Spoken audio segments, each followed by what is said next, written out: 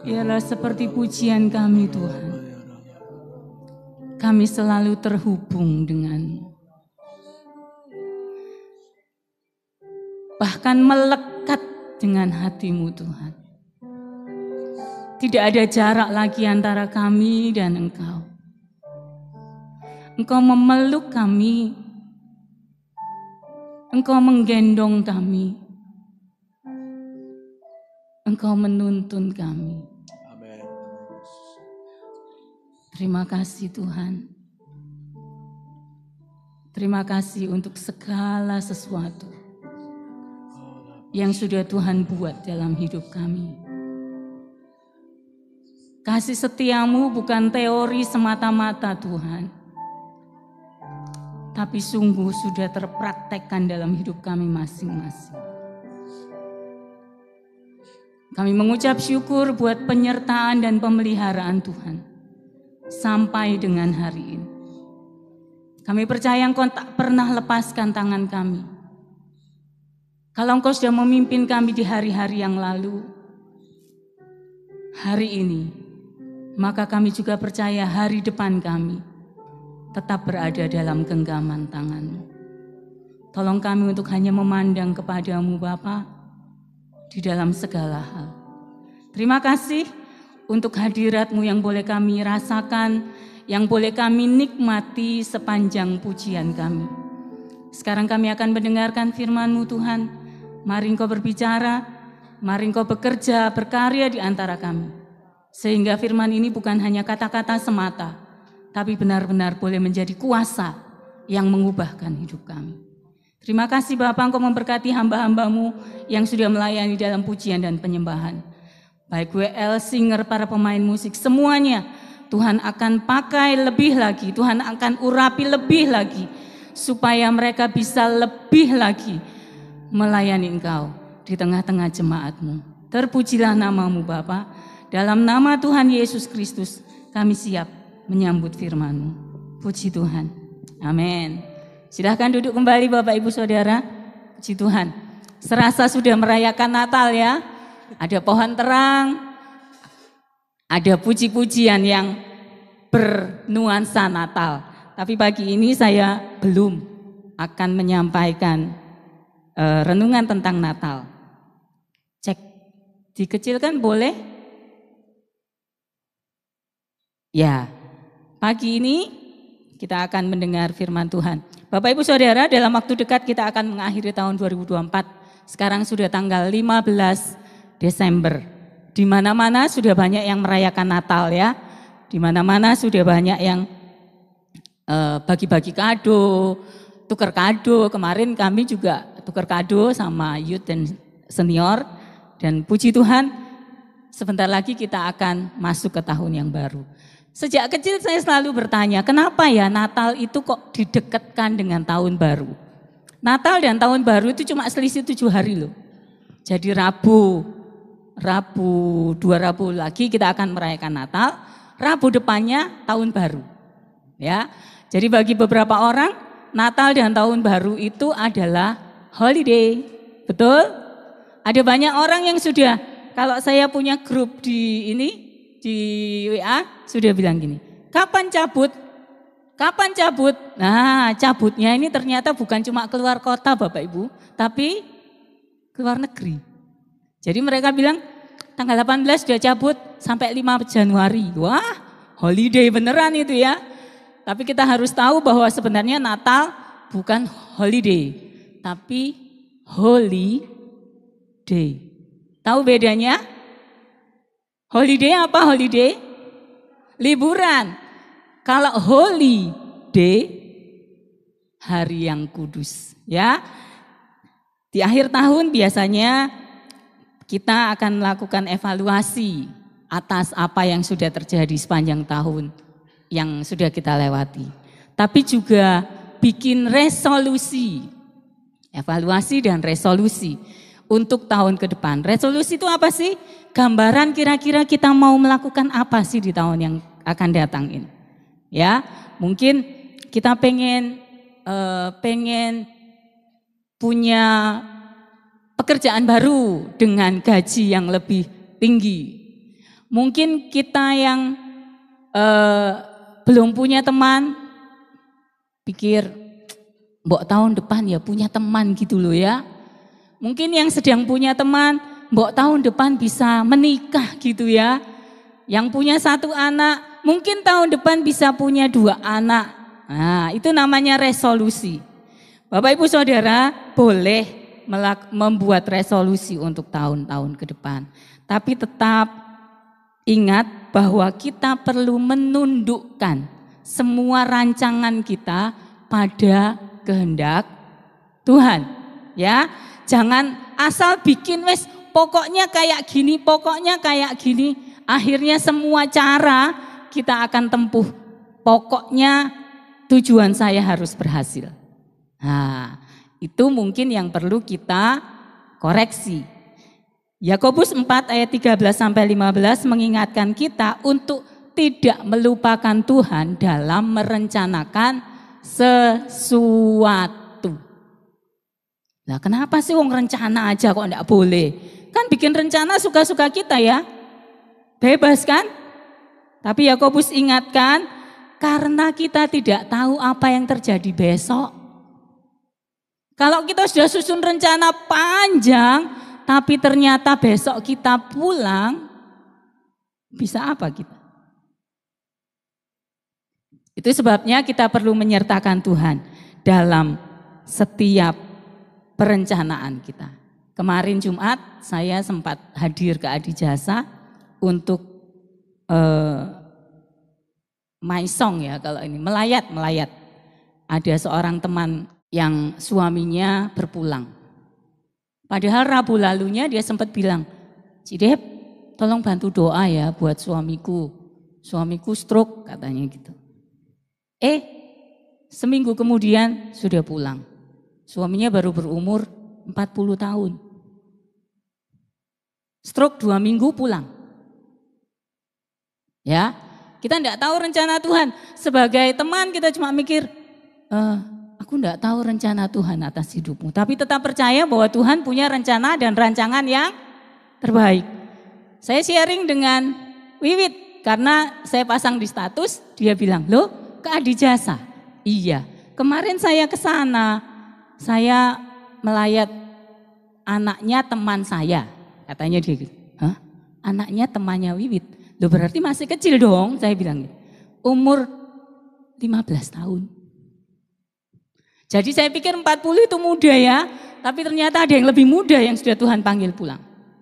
Saya ngomong sama Wiwit, kesimpulannya usia hidup di bumi tidak ada minimalnya. Setuju?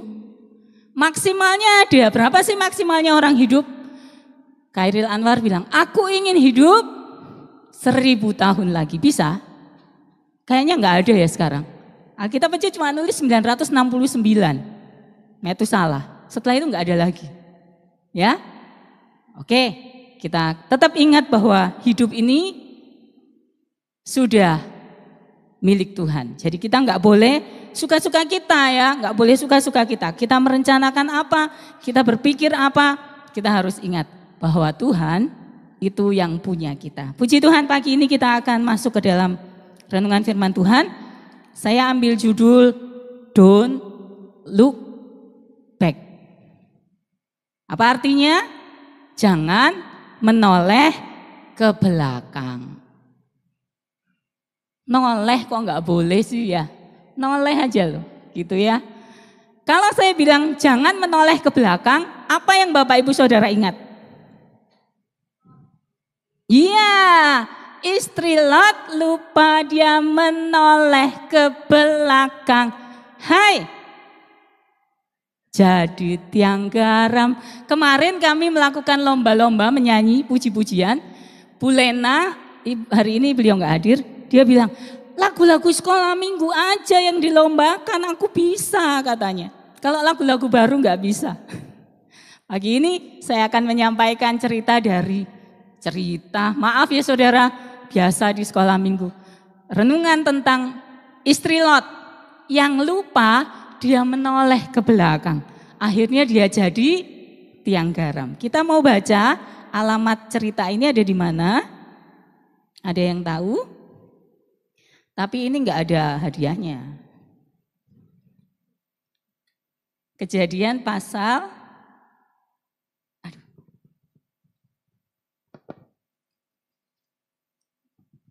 Kejadian pasal 19 ayat 26. Kejadian pasal 19 ayat 26. Tetapi istri Lot yang berjalan mengikutnya menoleh ke belakang, lalu menjadi tiang garam. Saya tidak akan bahas apa itu tiang garam, tidak penting. Karena tiang garam artinya pokoknya dia sudah tidak hidup lagi, gitu ya. Tapi istri Lot ini menoleh ke belakang dan menjadi tiang garam. Kalau kita mengingat cerita sekolah minggu, apa yang terjadi dengan istri Lot? Sebenarnya Allah punya rencana untuk menghancurkan kota di mana Lot tinggal, yaitu kota Sodom dan Gomora. Mungkin 2 kota tapi satu lingkup gitu ya, satu lingkungan gitu. Waktu Tuhan Allah mengutus malaikatnya untuk datang kepada Abraham, Abraham itu pamannya Lot. Malaikat Tuhan ini ada yang menafsirkannya sebagai Tuhan sendiri. Datang kepada Abraham, ngobrol dengan Abraham, menjanjikan anak, bla bla bla. Mereka mau pulang sekarang. Waktu mau pulang, kepikir, aku kasih tahu Abraham enggak ya? Kasih tahu Abraham enggak ya? Kalau aku punya rencana untuk menghancurkan kota Sodom dan Gomora. Kenapa sih Sodom dan Gomora dihancurkan? Mereka sudah terlalu jahat. Kejahatannya itu sudah enggak bisa ditolerir. Alkitab berkata begitu. Akhirnya malaikat Tuhan berkata kepada Abraham, aku mau pergi ke Sodom. Karena aku mendengar kejahatan di sana itu sudah parah. Lah kok Abraham ini tiba-tiba bersyafaat. Tahu ya bersyafaat? Mendoakan, kalau bahasa kita sekarang mendoakan untuk orang lain. Mendoakan untuk kesembuhan orang lain, untuk kesejahteraan orang lain gitu. Abraham itu tiba-tiba ngomong, Tuhan, kalau misalnya ada 50 orang benar di sana. Mosok sih mau mbok hancurkan? Ini bahasa sehari-hari. 50, enggak wis, enggak. Kalau ada 50 orang, enggak jadi tak hancurkan. Abraham ngeyel. 45 Tuhan, nawar. 45 deh. Kalau ada 45 orang benar di sana, gimana? Ya, enggak jadi. Turun lagi penawarannya, ini kayak belanja di pasar ya. 40. Gimana kalau 40? Tetap enggak, Tuhan masih berbelas kasihan. Untuk 40, turun. Terakhir berapa? 10. Sampai 10, mungkin Abraham 10 lah ya, masa sak kota enggak ada sih 10 orang benar. Akhirnya Abraham pulang. Dan malaikat ini jalan terus ke Sodom. Sampai di sana mereka masuk ke rumah Lot. Waktu itu di rumah Lot ada siapa saja? Lot, istrinya, putrinya dua, dan calon mantunya 2. 6 orang di sana. Malaikat masuk, setelah terjadi huru-hara di depan pintunya rumah Lot, malaikat tuh ngomong cepetan, kita harus pergi sekarang. Kalau enggak, nanti enggak nututi. Lot ngomong sama 2 calon mantunya, calon mantu loh ya, calon mantu. Belum mantu, jadi belum bagian dari keluarga. Lot ngomong, ayo ikut kita yuk. Kemana om? Pergi dari sini. Wes tak pokoknya pergi, ini ada yang ngasih tahu kita, ayo pergi. Kedua calon mantu Lot malah tertawa. Ngomong apa sih om? Mabuk ya? Wong ndak ada tanda-tanda apapun. Kok kita disuruh keluar dari kota ini? Kelamaan sama malaikat keempat orang ini digandeng, diseret keluar dari Sodom. Berarti ada 10 orang benar di sana? Enggak ada. Bahkan 4 orang ini pun belum tentu benar. Saya yakin keempat orang ini diselamatkan karena Abraham. Bukan karena mereka sendiri. Bapak Ibu Saudara, hidup di tengah-tengah angkatan yang jahat bukan sesuatu yang mudah. Kita bilang pergaulan yang buruk merusakkan kebiasaan yang baik. Coba hidup dengan orang yang, maaf bicara, sehari-hari ngomong kotor, ngomong kasar. Coba hidup aja, sehari, 2 hari, sebulan, 2 bulan. Kira-kira kita katut enggak? Katut. Tapi coba bayangkan, kalau kita hidup dengan seorang yang sehari-hari hidupnya baik, katut enggak? Belum tentu. Belum tentu, karena kita punya kebenaran sendiri, betul? Kita ini kadang-kadang, udah gak apa-apa, aku tak deket sama orang itu. Siapa tahu aku bisa menyelamatkan dia. Bapak Ibu Saudara pikir-pikir dulu kalau mau melakukan itu. Kalau memang Tuhan izinkan, Tuhan kasih kekuatan, Tuhan kasih kemampuan, bisa. Tapi kalau enggak, saya yakin keempat keluarga, anggota keluarga Lot ini enggak sepenuhnya benar. Tapi Allah menyelamatkan mereka. Alkitab bilang Allah hendak mengasihani mereka. Malaikat bawa mereka keluar kota, dilepaskan cepat lari ke pegunungan. Lot bilang, kejauhan kalau ke pegunungan. Boleh enggak ke kota yang dekat? Ya wis cepet. Supaya aku bisa segera melakukan apa yang kurencanakan. Belum sampai di sana, istri Lot noleh. Kenapa istri Lot noleh? Ada yang tahu kira-kira? Menoleh ke belakang, bahasa asli, saya juga belajar nih Bapak Ibu Saudara. Bahasa asli yang disebutkan di sini adalah nabat, N-A-B-A-T. Nabat itu artinya memandang. Bapak Ibu Saudara pernah memandang sesuatu, melihat sesuatu itu dengan, kalau orang Jawa bilang sampai tamat. Sampai tamat itu maksudnya saking perhatiannya ya, itu memandang yang disebutkan menoleh ke belakang dalam kisah istri Lot. Sebenarnya apa yang istri Lot pikirkan? Aku sudah lama loh tinggal di sana. Aku sudah kaya loh. Aku sudah menumpuk harta kekayaan, mungkin aku punya rumah banyak di Sodom.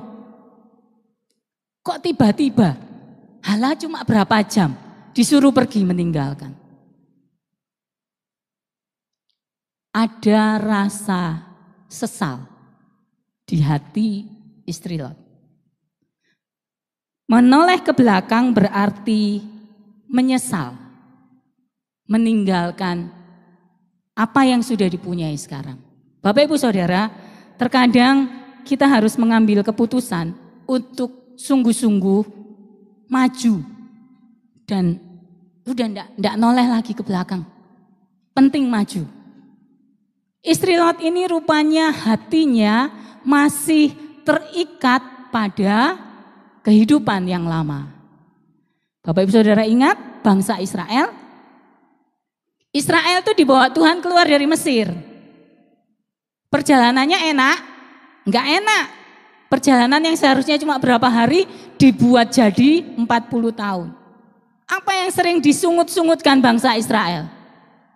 Musa, enakan di Mesir dulu.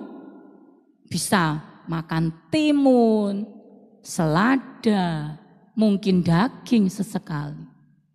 Di sini enggak ada apa-apa. Di padang gurun susah makan, susah minum. Tapi mereka lupa kalau mereka ini sedang dalam perjalanan bersama dengan Tuhan. Yang diingat cuman yang enak-enak di Mesir. Mereka lupa kalau di Mesir mereka harus bekerja paksa. Nah, istri Lot juga gitu. Dia pikir hidupku sudah enak di sana. Aku ini bagian dari sosialita yang tiap hari bisa makan-makan, foto-foto, posting. Ya, tapi Tuhan gak mau. Tuhan gak mau itu. Setelah dari istri Lot, kita bisa belajar juga tentang menoleh ke belakang. Kita baca Lukas 9 ayat 57 sampai 62. Lukas pasal 9 ayat 57 sampai 62. Kita baca sama-sama ya. Lukas 9 ayat 57 sampai 62. Judul perikopnya hal mengikut Yesus. Ketika Yesus dan murid-muridnya melanjutkan perjalanan mereka, berkatalah seorang di tengah jalan kepada Yesus, "Aku akan mengikut engkau kemana saja engkau pergi." Yesus berkata kepadanya, "Serigala mempunyai liang, burung mempunyai sarang, tetapi anak manusia tidak mempunyai tempat untuk meletakkan kepalanya." Lalu ia berkata kepada seorang lain, "Ikutlah aku." Tetapi orang itu berkata, "Izinkanlah aku pergi dahulu menguburkan Bapakku." Tetapi Yesus berkata kepadanya, "Biarlah orang mati menguburkan orang mati, tetapi engkau pergilah dan beritakanlah kerajaan Allah di mana-mana." Dan seorang lain lagi berkata, "Aku akan mengikut engkau Tuhan, tetapi izinkanlah aku pamitan dahulu dengan keluargaku." Tetapi Yesus berkata, "Setiap orang yang siap untuk membajak, tetapi menoleh ke belakang, tidak layak untuk kerajaan Allah." Tadi menoleh ke belakang dalam artian menyesal. Kalau menoleh ke belakang versi perkataan Tuhan Yesus ini artinya apa? Kira-kira ragu-ragu, beneran gak sih orang ini layak tak ikuti ya? Bener gak sih? Bener gak sih? Nah, Tuhan Yesus bilang kalau ada orang kayak gini sudah siap membajak tapi masih noleh ke belakang, dia gak layak untuk kerajaan sorga. Dia gak layak untuk kerajaan Allah. Bapak Ibu Saudara, pagi ini saya menyampaikan dua arti dari menoleh ke belakang. Jadi tidak salah untuk menoleh ke belakang secara fisik ya, atau menoleh ke belakang secara mengingat, mengenang apa yang sudah pernah terjadi. Tetapi tidak terus-menerus hidup di dalamnya. Saya kehilangan papa saya tahun 2003. Suami saya kehilangan ibunya, maminya tahun 2012. Terkadang sampai hari ini Pak Gembala ini bisa gini, kangen sama mami. Hah, saya bilang gini, lah wong sudah sekian belas tahun kok masih kangen ya gitu saya. Karena saya terus terang, saya pribadi, entah saya ini orangnya memang gak terlalu yang gimana-gimana ya. Bagi saya pulang ya pulang, itu saya ya. Ketika nenek saya mau pulang juga waktu tahun berapa ya? 89. Maaf ini agak beda. Dia panggil saya siang-siang karena saya waktu itu masih kuliah tapi jam siang itu enggak kuliah. Dia panggil saya. Nik gitu. Kalau misalnya mak meninggal gimana? Saya gini, loh mak, kalau pulang ya pulang aja lah. Saya itu bilang gitu, kalau mau pulang aja.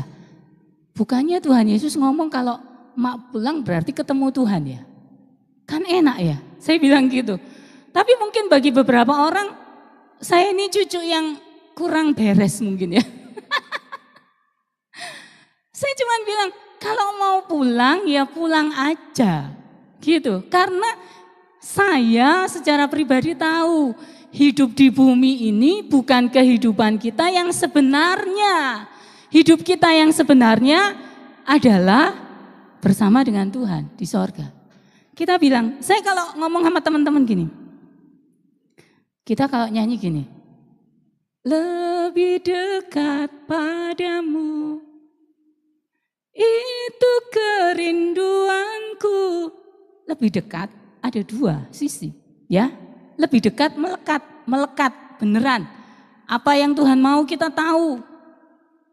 Tapi lebih dekat juga berarti selangkah lebih dekat ke sorga Bapak Ibu Saudara. Jadi kalau kita nyanyi itu jangan cuma nyanyi, lebih dekat, aku pengen deket sama Tuhan. Tapi giliran mau dipanggil Tuhan, enggak, jangan sekarang, jangan saya. Lah, katanya mau lebih dekat dengan Tuhan.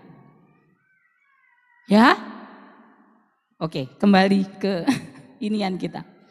Jadi menoleh ke belakang boleh, mengingat, mengenang semua yang sudah terjadi, boleh.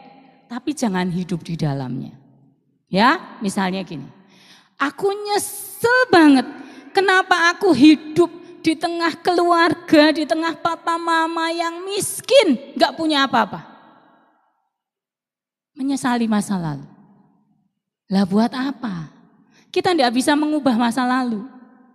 Setuju? Yang bisa kita hidupi adalah hari ini dan hari besok. Masa lalu sudah enggak ada artinya apa-apa. Tapi memang apa yang kita kerjakan di masa lalu itu akan kita tuai sekarang. Apa yang kita kerjakan hari ini akan kita tuai di masa depan. Jadi tetap melakukan hal-hal baik. Tapi menyesali masa lalu enggak ada guna. Atau yang kedua, membanggakan masa lalu dulu. Wah, papaku kaya raya. Tapi sekarang, lah, gak ada gunanya juga membanggakan yang lama-lama, yang sudah lalu. Kita hidup di hari ini dan hari depan. Dari apa yang kita pelajari, kita bisa mengambil kesimpulan. Yang pertama, belajarlah untuk selalu taat pada kehendak Tuhan. Kehendak Tuhan itu yang mana? Kehendak Tuhan bisa kita temui di mana? Di sini. Jadi kalau mau taat pada Tuhan, kita harus baca ini atau mendengar ini. Ya, Alkitab firman Tuhan ini isinya nggak akan pernah berubah. Oh, ada perubahan barusan. Terjemahan baru 2. Ya, ini kan terjemahan baru. Sekarang LAI tahun lalu menerbitkan terjemahan baru 2. Secara kata-kata ada perubahan-perubahan. Tetapi makna di baliknya, rema di dalamnya bisa terus berkembang. Mengikuti zaman, mengikuti segala apa yang kita pikirkan, mengikuti segala apa yang kita perlukan. Bapak Ibu Saudara, itu sebabnya kita perlu taat pada firman Allah. Ketaatan adalah sesuatu yang mutlak diperlukan. Kita tidak bisa ngomong, aku mau taat yang ini, tapi enggak yang itu. Angel itu Tuhan, enggak mau yang itu. Aku mau taat yang ini aja wis, yang itu enggak mau. Enggak bisa. Taat berarti ya udah seluruhnya. Istri Lot tadi selain menyesali masa lalunya, ternyata dia tidak dengar-dengaran. Di sekolah minggu lazim kita ngomong, dengar-dengaran ya sama firman Tuhan. Dengar-dengaran bukan berarti mendengarkan saja, tetapi memasang perhatian pada firman Tuhan. Kalau kita amati, sebenarnya apa sih yang membuat manusia pertama jatuh dalam dosa? Makan buah? Bukan. Buah itu loh diciptakan Tuhan. Tapi mereka jatuh dalam dosa karena tidak taat. Mereka tidak taat. Nah, kita bilang tidak taat berarti melawan Tuhan. Ya, tidak taat firman Allah gampang aja. Berarti melawan orang yang memberi perintah. Wong yang memberi perintah bilang pergi ke sana. Kita pergi ke sana. Tidak taat itu berarti melawan perintah Tuhan. Itu sebabnya menjelang Natal kita belajar dari Ibu Maria. Lukas 1 ayat 38 berkata, sesungguhnya aku ini hamba Tuhan. Jadilah padaku menurut perkataanmu itu. Wis Maria taat walaupun dia tahu apa yang dia hadapi tidak mudah. Hamil di luar nikah pada saat itu adalah sebuah dosa dan pelanggaran besar. Hukumannya apa? rajam. Yang merajam siapa? Yang pertama, calon suaminya. Karena dia dianggap tidak setia. Yang kedua siapa? Seluruh keluarga dari calon suaminya. Baru orang banyak. Tapi itu diterima Maria. Dan hari-hari ini kita boleh merayakan Natal. Puji Tuhan. Terima kasih untuk apa yang sudah Bunda atau Ibu Maria lakukan.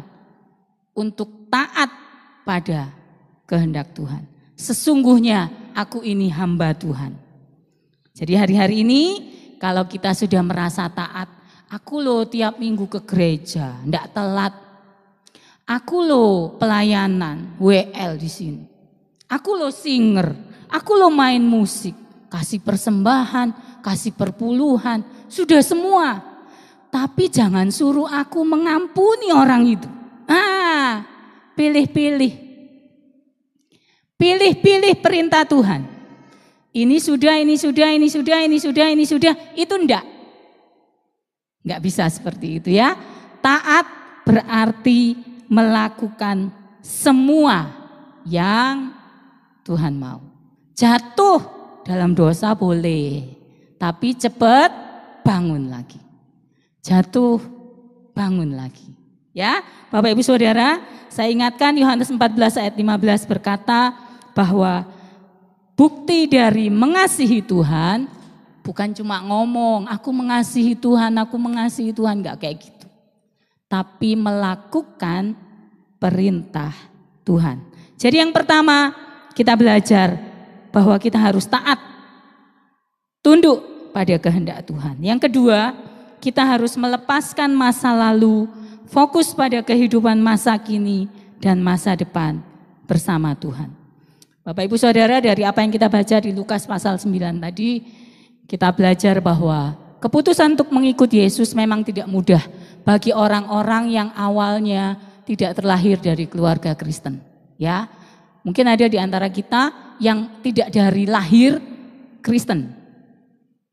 Mungkin waktu sudah umur remaja atau dewasa baru berjanji mengikuti Yesus sepenuhnya. Tapi keputusan untuk mengikuti Yesus itu harus diambil oleh setiap orang. Walaupun kita terlahir dari keluarga Kristen. Setuju ya? Kalau kita terlahir dari keluarga Kristen, memang kita Kristen secara KTP. Karena papa, mama, ayah, ibu itu Kristen. Tapi keputusan untuk ikut Yesus itu sifatnya personal, gak bisa borongan. Melok wis, papaku Kristen, aku Kristen. Mamaku Kristen, aku Kristen juga. Tapi karena papaku gak Kristen, ya aku gak Kristen. Oh bukan gitu ya. Keputusan untuk mengikuti Yesus itu sifatnya personal, bukan borongan. Bapak Ibu Saudara, jadi Tuhan Yesus ingin kita benar-benar lupakan yang sudah lalu. Kita arahkan pada tujuan yang baru. Kita belajar dari kehidupan seorang rasul, Filipi pasal 3 ayat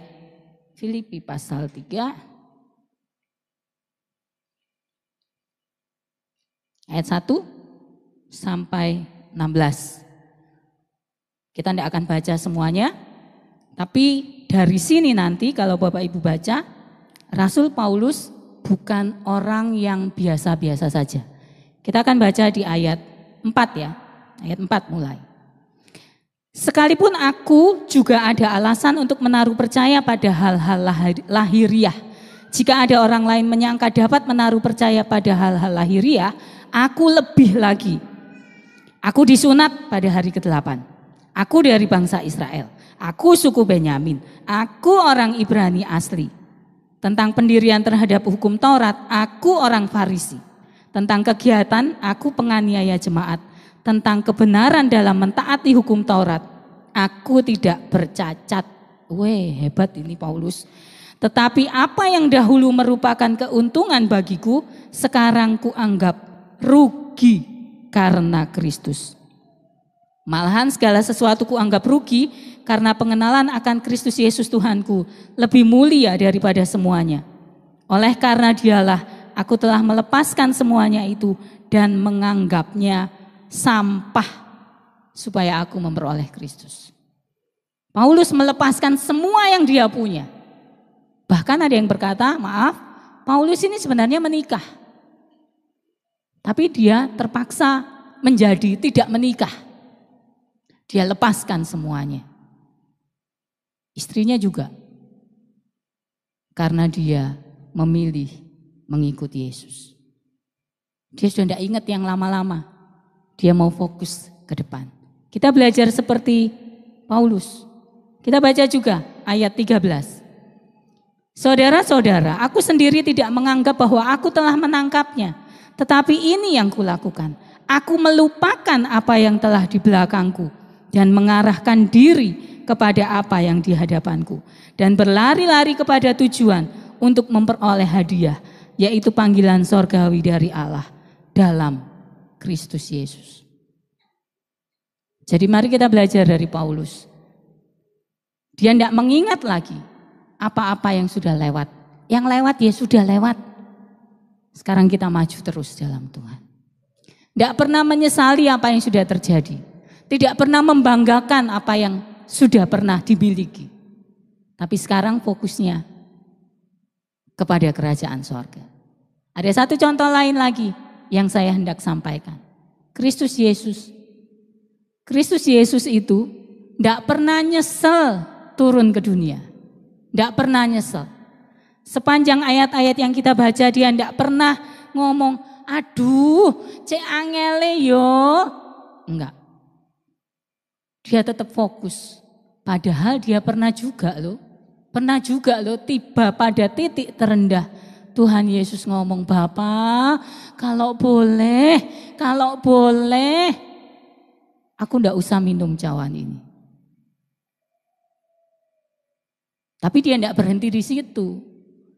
Bukan kehendakku, tapi kehendakmu. Dan kehendak Bapa apa? Lanjut. Ada orang bilang gini, saya suka mendengarkan YouTube ya. Ada orang-orang yang berkata begini, mengapa Allah harus turun ke dunia, harus kirim Yesus untuk menebus dosa umat manusia? Kalau dia Allah, lambok ya dihapus. Wis hapus saja, kayak hapus papan tulis. Wis dihapus, bersih. Besok ada dosa lagi, dihapus lagi. Ada dosa lagi, dihapus. Wong Allah Maha Kuasa kan? Kenapa kok dia harus kirim Yesus? Ada yang tahu kenapa? Karena keadilan Allah harus tetap ditegakkan. Dosa harus dibayar. Dibayarnya pakai apa? Nyawa. Nyawanya siapa? Dulu nyawanya hewan. Dulu. Zaman Adam Hawa. Dan terus. Tetapi ada satu masa ketika nyawa manusia dapat menyelamatkan nyawa manusia. Dan manusianya ini harus manusia yang seperti syarat-syarat domba yang dikorbankan. Tidak bercela. Domba itu kalau mau dijadikan korban diperiksakan ke imam. Buntung enggak kakinya? Telinganya ada luka enggak? Dari lahirnya domba. Dicek terus, oke ini layak, jaga dia ya, sampai setahun boleh dikorbankan. Nah, mana ada manusia yang enggak berdosa? Cuma Yesus yang enggak berdosa. Itu sebabnya dia layak untuk jadi korban penghapus dosa. Dan Ibrani berkata, cukup satu kali. Enggak perlu berulang-ulang. Enggak kayak dulu. Sekarang cukup satu kali. Yesus mati menebus dosa seluruh umat manusia. Ya Bapak Ibu Saudara, kalau mungkin ada di antara kita, iya ya, kenapa ya kok Yesus itu harus turun ke dunia, mati? Iya memang dia mengasihi kita, Allah mengasihi kita. Tapi lebih dari itu Allah ingin menegakkan keadilannya. Ya, kembali pada fokus tidak menoleh ke belakang. Saya akan menutup renungan pagi ini dengan sebuah cerita. Ada sebuah perkampungan di India yang pada saat tahun 1800-an itu benar-benar melakukan hal-hal yang parah dah. Bagi mereka kekayaan atau kemuliaan seseorang dinilai dari berapa orang yang bisa dia penggal kepalanya. Nanti kepalanya dijejer-jejer di rumahnya gitu ya. Di sana. Pada satu waktu para misionaris Inggris datang ke sana untuk memberitakan firman Allah, memberitakan kebenaran. Di antara mereka ada seorang yang berjanji mengikuti Yesus. Kabar ini terdengar oleh kepala sukunya. Kepala suku mengumpulkan semua orang karena dia tidak ingin ada kepercayaan lain di tengah-tengah mereka. Keluarga ini sudah berjanji mengikuti Yesus seumur hidup mereka. Mereka dikumpulkan 4 orang, papa, mama, dan 2 anak. Dikumpulkan di tengah-tengah kerumunan orang. Kepala suku berkata, beneran ya, kamu itu ikut agama lain sekarang ya? Gitu. Dalam bahasa India ya, bukan dalam bahasa saya. Beneran ya, kamu ikut Yesus ya? Siapa sih Yesus itu? Bla bla bla bla bla. Sekarang kamu ngomong, kamu enggak mau ikut Yesus lagi. Dia berkata, I have decided to follow Jesus. No turning back. Ketika dia mengatakan itu, kepala suku menyuruh orang untuk membunuh kedua anaknya. Anaknya mati, bapak ini ditantang lagi. Ayo, sangkali Tuhan itu. Kamu lu barusan lu kenal dia, kamu harus jadi kayak kita lagi, gitu ya. Sudah enggak usah ikut-ikut Yesus. Tapi dia berkata, do not go with me. Walaupun enggak ada seorang pun ikut aku, still I follow Jesus. Aku akan tetap ikut Yesus. Perkataan bapak ini yang kedua membuat istrinya mati. Ya dibunuh juga. Tinggal dia seorang dari 4. Lagi kepala sukunya masih belum puas. Dia bilang, kamu beneran nih gak mau menyangkal. Beneran nih gak mau menyangkal. Bapak ini bilang, the cross di depanku, salib di depanku, dunia di belakangku. Aku tidak mau noleh ke belakang, aku mau lihat ke depan. No turning back. Tidak akan balik. Yang terjadi kemudian apa? Kepala suku sendiri ambil tombaknya untuk bunuh dia. Sekian waktu kemudian, kematian keluarga ini bikin kepala suku bingung. Apa ya? Kok ada orang yang sampai kayak gini ya? Mau sampai mati membela kepercayaannya. Singkat cerita, kepala suku belajar dari catatan-catatan yang dipunyai oleh bapak ini. Dan akhirnya dia juga percaya kepada Tuhan. Seisi desa menjadi percaya kepada Tuhan. Sampai hari ini katanya desa itu masih menjadi desa Kristen di India. Beberapa waktu kemudian ada seorang misionaris berasal dari India, Sadhu Sundar Singh, menuliskan kata-kata yang diucapkan bapak ini. Menjadikannya lagu, pujian, himne yang sering dipakai oleh Billy Graham kalau mengundang orang untuk bertobat. I have decided to follow Jesus. Mengikuti Yesus, keputusanku. No turning back. Tidak akan balik, tidak bakal balik saya. Pokoknya ikuti Yesus. Do not go with me, still I follow Jesus. Walaupun tidak ada orang pergi sama aku akan tetap ikut Yesus. No turning back. Salib di muka, dunia di belakang. No turning back. Mengikuti Yesus bukan sesuatu yang mudah, tapi percaya ada kekuatan yang Roh Kudus berikan untuk bisa mengikuti Yesus. Bahkan di tahun-tahun yang sulit sekalipun. Pada akhir ibadah saat siang ini ya Tuhan, hati kami melimpah dengan ucapan syukur. Terima kasih kepada Tuhan. Terimalah setiap persembahan yang anak-anak-Mu sudah berikan. Setiap rupiah Tuhan memperhitungkannya sebagai kebenaran. Tuhan hendak memberkati umat-Nya dan membuat kami semakin mengasihi Tuhan. Kami berdoa menyerahkan jemaat yang tidak bisa hadir, yang karena satu dan lain hal Tuhan menjamah mereka, memberkati mereka. Kami yang hadir, kami yang sudah diberkati, kami mengucap syukur kepada Tuhan.